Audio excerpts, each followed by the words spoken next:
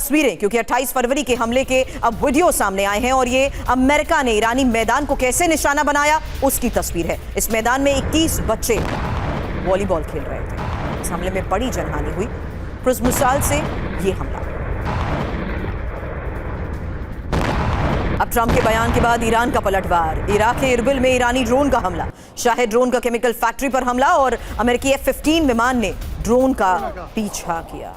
अब से थोड़ी देर पहले यूएई पर ईरान के बड़े हमले को लेकर खबर आई, जब अबू धाबी के खलीफा इकोनॉमिक जोन में हमला हुआ और खलीफा इकोनॉमिक जोन में ईरानी मिसाइल गिरी। ये देखिए तस्वीर। IRGC ने जारी किया मिसाइल लॉन्च का वीडियो। गदर और इमाद मिसाइल का यह वीडियो है। मध्य पूर्व में इन मिसाइलों से लगातार हमले हो रहे हैं। और अब आज की सबसे बड़ी खबर, अमेरिका ईरान में शुरू करेगा परमाणु ऑपरेशन। 440 किलो यूरेनियम को जब्त करने की योजना, जहां सैनिकों को जमीन पर उतारकर ऑपरेशन होगा। ईरान के परमाणु केंद्र पर धावा बोला जाएगा। पेंटागन ने ट्रंप को ऑपरेशन की जानकारी दी है और वॉशिंगटन पोस्ट के हवाले से इस खबर में आने वाले वक्त में परमाणु केंद्रों पर चलाए जाने वाले ऑपरेशन को लेकर ही बड़े दावे किए गए हैं। हालांकि डोनाल्ड ट्रंप का आज का संबोधन, जिसमें उन्होंने साफ कह दिया कि आने वाले हफ्तों में एक बड़ा ऑपरेशन होगा, तो क्या आप सीधा परमाणु केंद्रों को टारगेट करते हुए ही अमेरिका की बड़े हमले की तैयारी है? फिलहाल ये रिपोर्ट क्या दावा कर रही है? ट्रंप का 440 किलो यूरेनियम जब्ती प्रोग्राम, जहां 440 किलो ईरानी यूरेनियम के लिए पेंटागन की ये योजना। हालांकि यूरेनियम जब्त करने के लिए ग्राउंड ऑपरेशन होगा और पेंटागन ने ट्रंप को ऑपरेशन की विस्तृत जानकारी भी दी है। ईरानी परमाणु केंद्र के पास जोखिम से भरा ऑपरेशन, जहां आपको बता दें पेंटागन का प्लान क्या है। सैकड़ों यूएस जवान ईरानी परमाणु केंद्र में उतरेंगे। फोर्दो या इस्फाहान में 440 किलो यूरेनियम संभव है और भारी उपकरणों को परमाणु केंद्र में उतारा जाएगा। अमेरिकी जवान 300 फीट गहरी भूमिगत सुरंग बनाएंगे।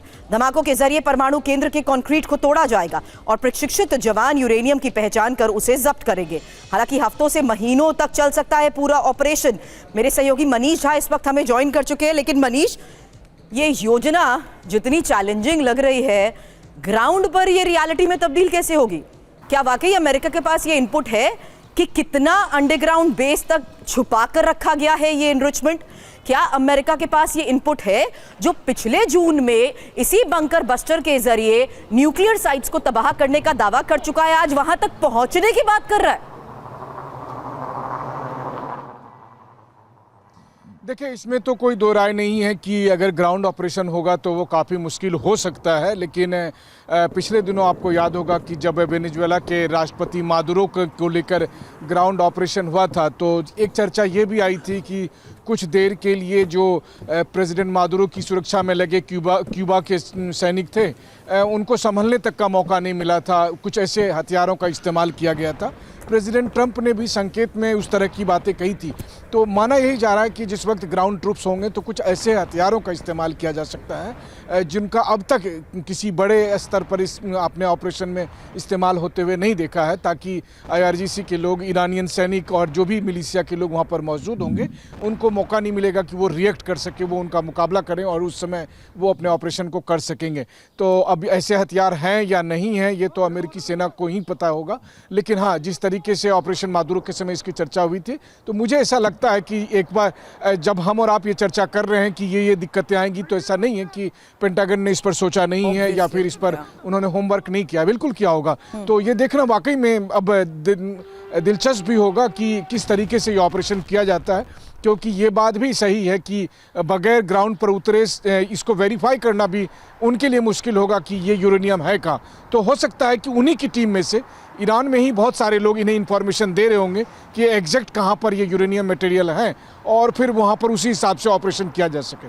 लेकिन B-2 बॉम्बर्स के जरिए जिस तरीके से इन साइट्स को तबाह करने का दावा किया गया, ये एक बड़ा सवाल जरूर एक्सपर्ट्स के सामने भी है मनीष, कि आखिर किस लिहाज से इस ग्राउंड ऑपरेशन में सीधे न्यूक्लियर एनरिचमेंट को हासिल करने की अमेरिका कोशिश कर रहा है। आगे इस बारे में डिटेल रखें उससे पहले एक और खबर और तस्वीर इजरायल के किरियत शिमोना में हमले की है, जहां थोड़ी देर पहले ही ईरान का ये मिसाइल अटैक हुआ है और रिहायशी इलाके में ये ईरानी मिसाइल गिरी।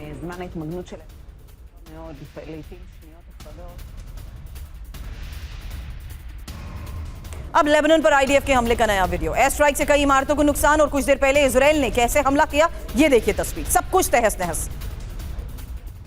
लेबनान के ही अल खियाम में भी IDF के अटैक को लेकर खबर है। हिजबुल्लाह के ठिकानों को टारगेट किया गया, जहां सुबह से IDF की ओर से ताबड़तोड़ बमबारी हो रही है।